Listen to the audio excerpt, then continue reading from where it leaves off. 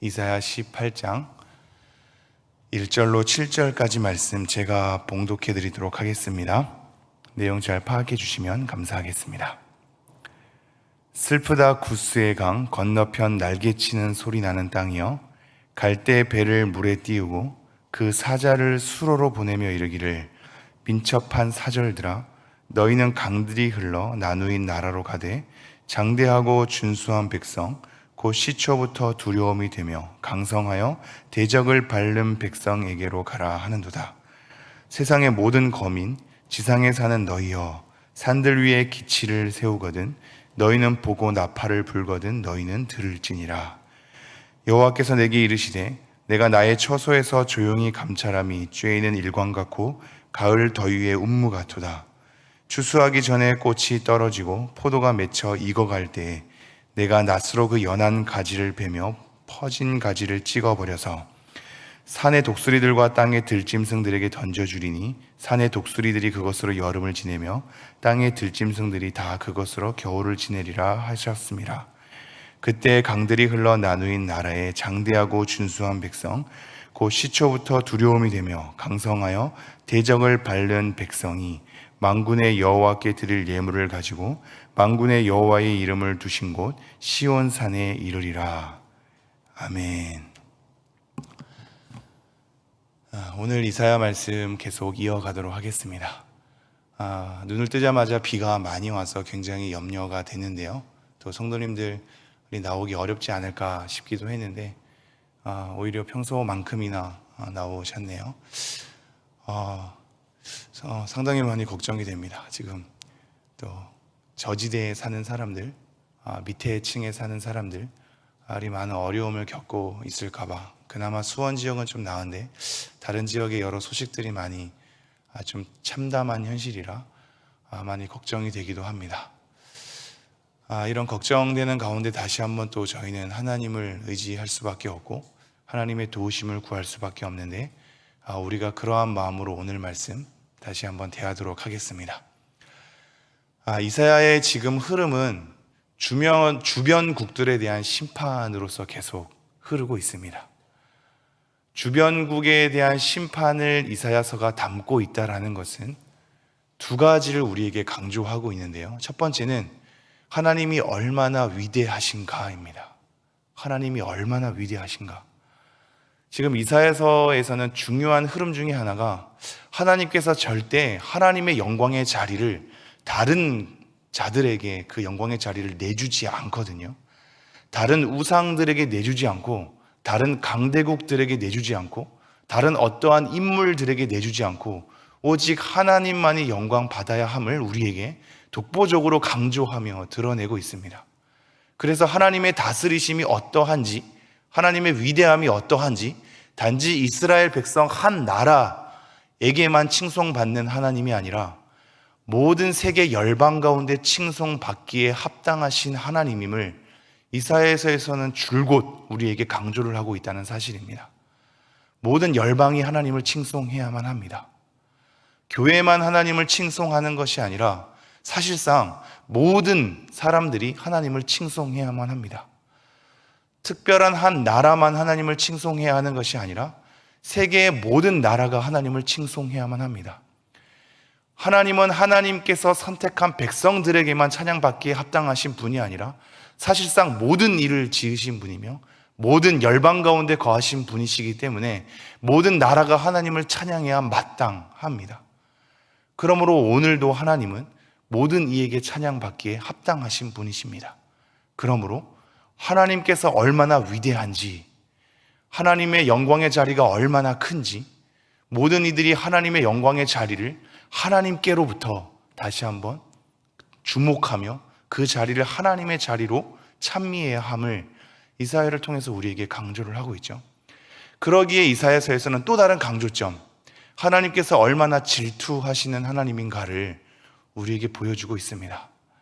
주변의 수많은 나라들에 대한 심판의 메시지로 가득할 때 그 심판은 하나님의 공의에 따라서 마땅히 행해져야 하며 그 가운데 하나님께서는 하나님을 섬기지 않고 불신하며 불의로 가득한 그 나라 가운데 하나님의 질투하심이 얼마나 가득한지를 우리에게 보여주고 있죠.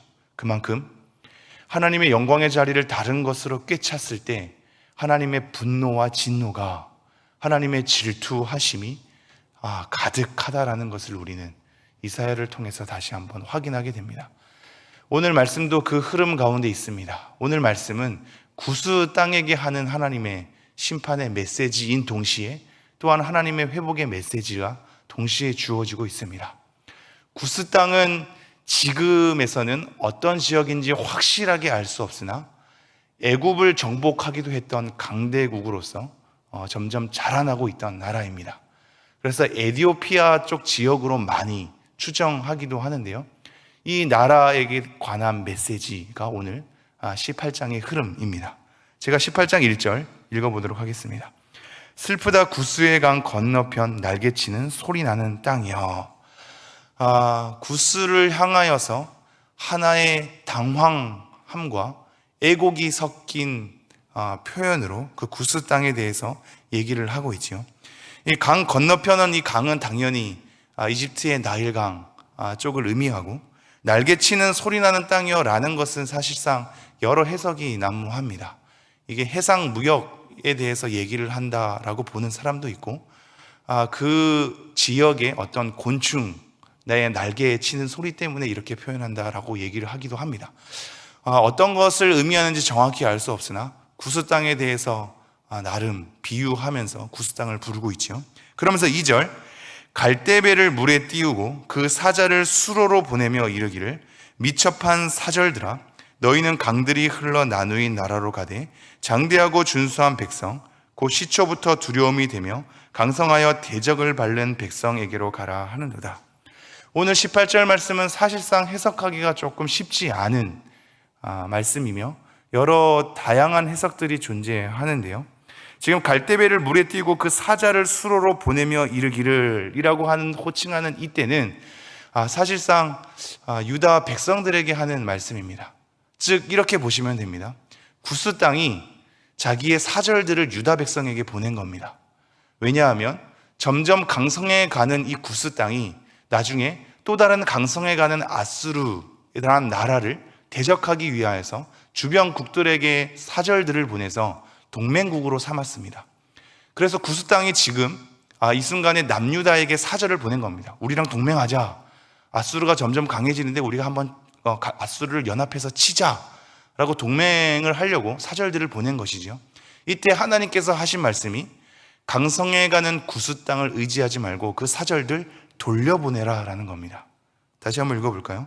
갈대배를 물에 띄우고 그 사자를 수로로 보내며 이르기를. 다시 한번 구스 땅으로 보내라 이겁니다. 그 사절들. 그러면서 민첩한 사절들아 너희는 강들이 흘러 나누인 나라로 가되 장대하고 준수한 백성 곧 시초부터 두려움이 되며 강성하여 대적을 밟는 백성에게로 가라. 이건 구스 땅을 의미합니다.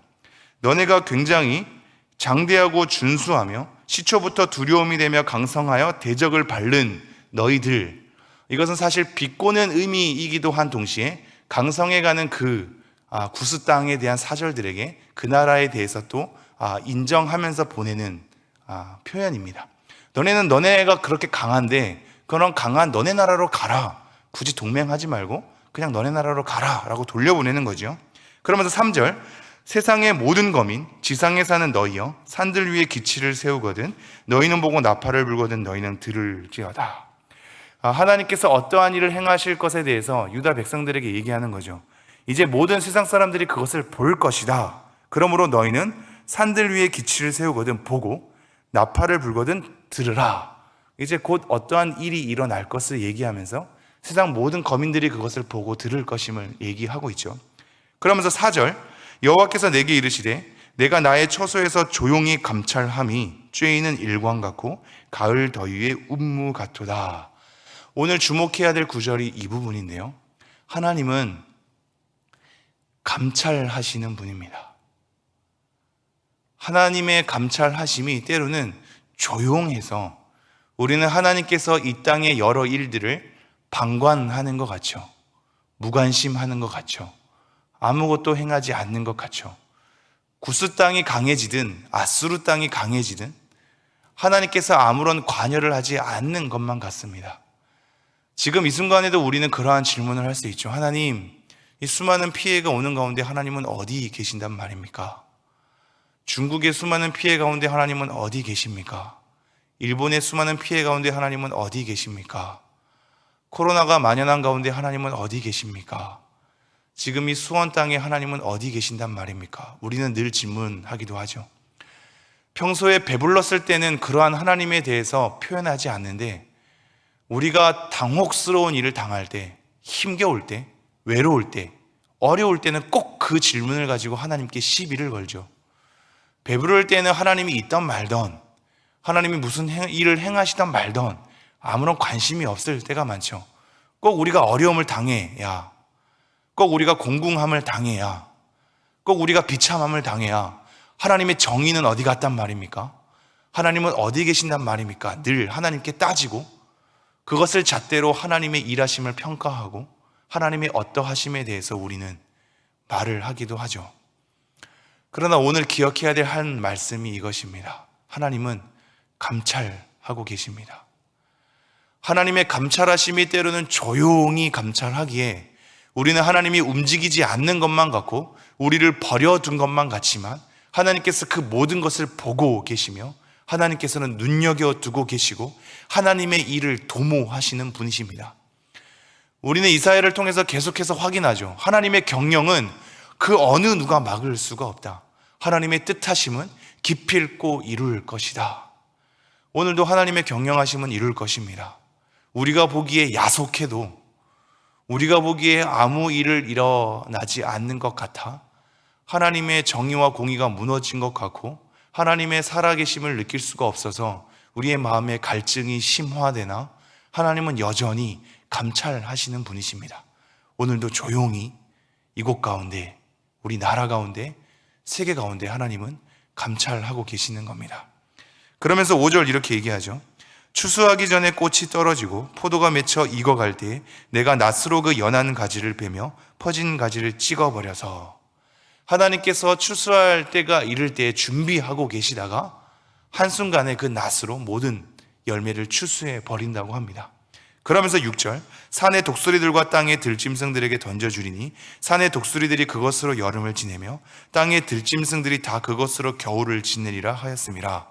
추수한 것을 다 던져버려서 들짐승들에게 다 줘버린답니다. 그러면서 7절, 그때 강들이 흘러나누인 나라의 장대하고 준수한 백성, 곧 시초부터 두려움이 되며 강성하여 대적을 밟은 백성이, 아까 2절에서 등장한 백성이죠. 구스 땅을 지칭하는데요. 그 구스 땅의 백성들이 만군의 여호와께 드릴 예물을 가지고 만군의 여호와의 이름을 두신 곳 시온 산에 이르리라. 결국 그들이 패망한 뒤에 나중에 하나님께서 그들에게 남겨두신 사람들이 하나님의 예물을 가지고 역시 우리가 강했기 때문이 아니라 하나님의 위대함을 다시 한번 보노라. 패망하고 나니 우리가 잘나서 성장한 게 아니었더라 라고 깨달은 사람들이 하나님께 예물을 가지고 다시 한번 하나님께 찬미하러 올 것이다 라고 얘기를 하고 있는 장면입니다. 여러분, 이 구스 땅은 에티오피아 지역이라고 말씀드렸습니다. 솔로몬에게 지혜를 구하러 온 스바 여왕이 에티오피아 쪽이거든요. 스바 여왕은 하나님을 믿지 않는데 솔로몬을 통하여서 하나님의 지혜를 듣고자 솔로몬에게 오죠. 그렇게 들은 스바 여왕이 나중에 어떻게 되었을까 우리는 궁금하기도 합니다. 성경에서는 흔적을 찾아보기 어렵죠. 그러나 오늘 다시 한번 이사야 말씀을 통하여서 구스 땅에 남겨진 백성이 패망하고 나서 하나님께 돌아올 것임을 우리에게 약속하고 있죠. 신기하게도 나중에 사도행전 8장으로 가면 에티오피아 내시가 등장합니다. 그가 이상하게 이사야 말씀을 가지고 있죠. 그 성경은 어디서부터 왔을까요? 에티오피아 내시는 그 성경을 어디서부터 갖고 읽게 되었을까요? 그는 그 말씀을 읽어도 잘 모르죠. 그래서 빌립이 그 말씀의 뜻을 가르쳐 줍니다. 그래서 나중에 그 말씀의 뜻을 알고 세례를 받게 되죠.